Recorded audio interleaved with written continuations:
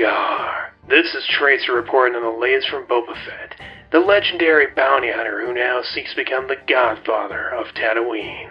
After acquiring the services of the Mod Bikers and capturing the Mayor's Domo, Boba now prepares for a war with the Pike Syndicate, who are slowly bringing in forces to destroy him. To this end, Boba's dispatched the Mods to scour the city for the Mayor and any additional signs of Pike reinforcements, just as he concludes his long healing process with the Bacta Chamber. Recognizing the need for more foot soldiers, Boba sets out to find Black Chrysanthemum, who is in the middle of beating the absolute living Ozzy as some hapless Trandoshan gamblers. For those confused as to why this altercation took place, Wookiees and Trandoshans have a long and bloody history, much akin to Englishmen and Scots. You just made an enemy for life! This is in large part due to the slave trade the Trandoshans partake in, which Chrysanthemum was put through. So him wanting to slaughter them honestly is pretty reasonable. The only reason he didn't massacre them was due to Garza Flip talking him down, but only to the degree the Wookiee decided to tear off an arm, much like Obi-Wan did on the opposite side of the planet years back. Now, as for why Boba didn't just step in and stop this, you don't get in the way of a raging Wookiee, and Garza did manage to defuse the situation enough for him to leave. And don't worry, the lizard will grow his arm back. In addition, Boba waited until after Chrysanthemum made a mess of himself and spent all his creds paying for the damages before approaching him for recruitment, just like I said he would. With Chrysanthemum in tow, Boba arranged for a meeting with all the heads of the local crime families, very much in line with his Godfather status. I'm gonna make him an offer he can't refuse. His terms are simple: stay neutral in the war and align with him afterwards, where they will prosper under his reign.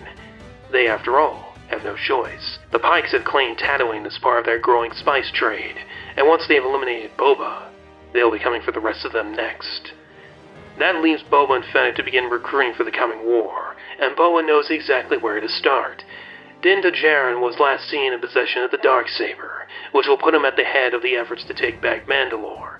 I suspect then that Boba will make a deal with him. Help me claim my world, and I'll help claim yours. That leaves us with the final part of my report, as Gonzalez has concluded his efforts on uncovering the last fragments of Boba's past years on Tatooine. Gonzalez? When we last left our main Mando, Boba Fett, he had just discovered his tribe had been wiped out. It was a sad tragedy for many, though not for people desperate to hate on the story of Boba Fett. They intentionally misunderstand my report and what the Tusken Raiders are to say that it is woke. I mean seriously, and since we may never see them again, I may as well say this. The Tusken Raiders are Bedouins. They are not a monotonous culture. Even the Bedouins are not a monotonous culture. Some of them were even Jews and pagans. To say that having them be portrayed as anything other than always chaotic evil is part of an agenda is, You are made of stupid. Regardless, they are dead. And Boba wandered the desert on the back of his bantha. He makes his way to Jabba's palace for two reasons, it seems. One, because the Quintan Striders have become muscle for the new Sultan, who Boba will soon find out is Beef Fortuna. And second, to reclaim his father's ship, the Slave One. A name that, as far as the canon section of the HoloNet source called Wikipedia has stated, is still the ship's name. Unfortunately, there are too many guards to make a safe entrance, so he's forced to head back to camp for the night. Now, the question does come up, why does he not simply ask for his ship back? Do I even need to explain why this would not work? I'm Boba Fett, and I want my ship back. Oh, holy Mando, this is not a good idea. While enjoying a nice meal shared with his bantha, he spots a signal flare in the desert and goes to investigate. This is where he finds the bounty hunter Fennec Shand, dying in the desert. You heard me right. This is where Boba's path first intersects with the legendary Mando Din Djarin. Boba takes pity on the dying huntress and does the only thing he figures that will save her, and takes her to a Modder's outpost to be turned into a cyborg. Remember, Boba has been traveling light and did not carry with him a first aid kit, and would most likely have known about this outpost from his cyborg companion, Dengar. Once inside, he pays the man to save Fennec's life, as well as make people unreasonably angry about his hair, as if there has never been stupid hairstyles before in this galaxy. When she finally comes to, the cybernetics are installed and working, and the pair are back at the camp where Boba offers her a black melon to stay hydrated. He even makes her a deal, as he did just save her life. Aid him in getting back his ship, and they will be even. She agrees, and they make their way back to Jabba's palace to scout. I will interrupt here for a moment. Due to the vague nature of the Tuscans transcribing events, it has now only become clear that Boba spent nearly 5 years in the company of the tribe. To those who state that his transformation as a man was out of character or far too quick, I hereby request you take this 5-year date and shove it so far down your lying throat you choke on it! Oh, and those who think Mr. Fett in question believe that he's speaking far too often, you guys do realize this was a joke, right? Back to you, Gonzalez.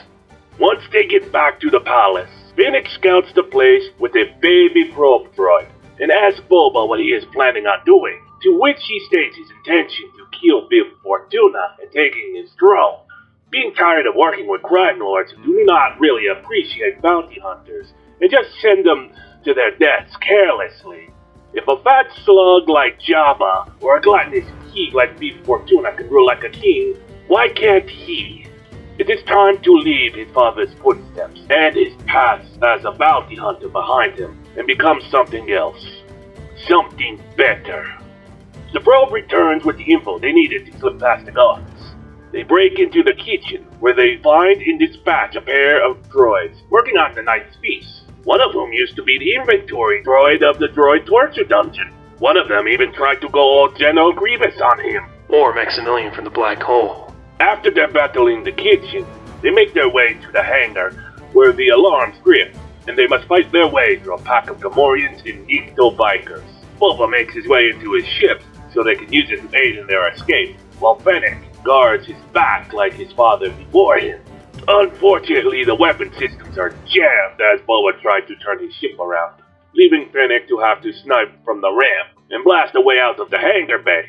And while a Gamorrean tried to pull a World of Warcraft moment. Leroy Dragons! Leroy, you were just stupid as hell. At least I have chicken. It does not seem she minded much. In fact, it was even enough to convince her to stick around with Boba. It could be fun to see what he gets up to. And with his ship back, Boba can now start settling his scores. First matter on the books, showing the Quintet Striders what happens when the sky sings Fortunate Son.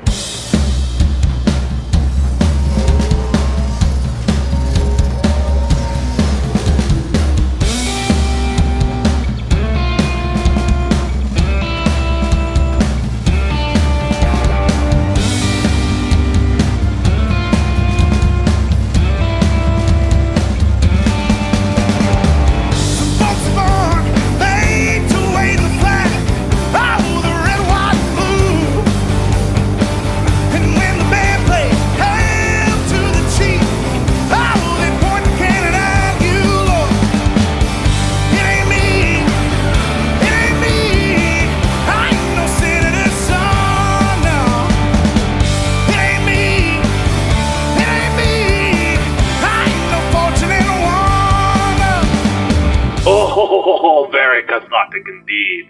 But next, Boba must search for his armor.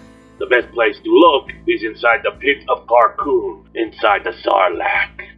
Before anyone starts with, but Gonzalez, the Jawa Stuki armor. Boba is stupid, and he does not, and his writers are stupid for not remembering what happened in the first episode. Try to remember that he was in shock as they did it, and they even bashed him over the head. It is likely that Boba does not even remember anything, past escaping the Sarlacc and being chained up by the Tuscans. Anyway, they use this ship to get a look around inside of the beast, hoping to find the armor on the radar. There was no sign of it, but it did look like the former vice president's colonoscopy, particularly the part where the Sarlacc was still alive and attacked the ship like a demon reaching out of the depths of hell. The Sarlacc is one tough creature to be burned from the inside out and blasted with a cannon, but there is one thing that even it cannot survive. Fire in the hole!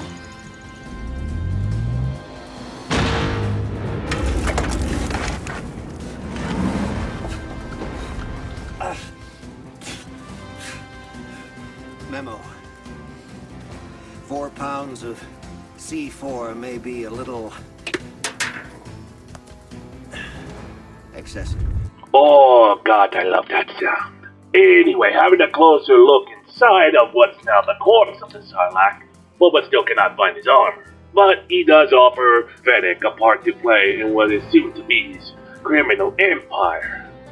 This concludes Boba's past years on Tatooine, but worry not, my nightclub samurai. T-Dog has paid for my services at least until the end of the war with the Pikes, and there is much I can share from my experiences as the greasy, sweet gun runner extraordinaire. With that, I conclude this report and await further events. Retorche me, VOD, out.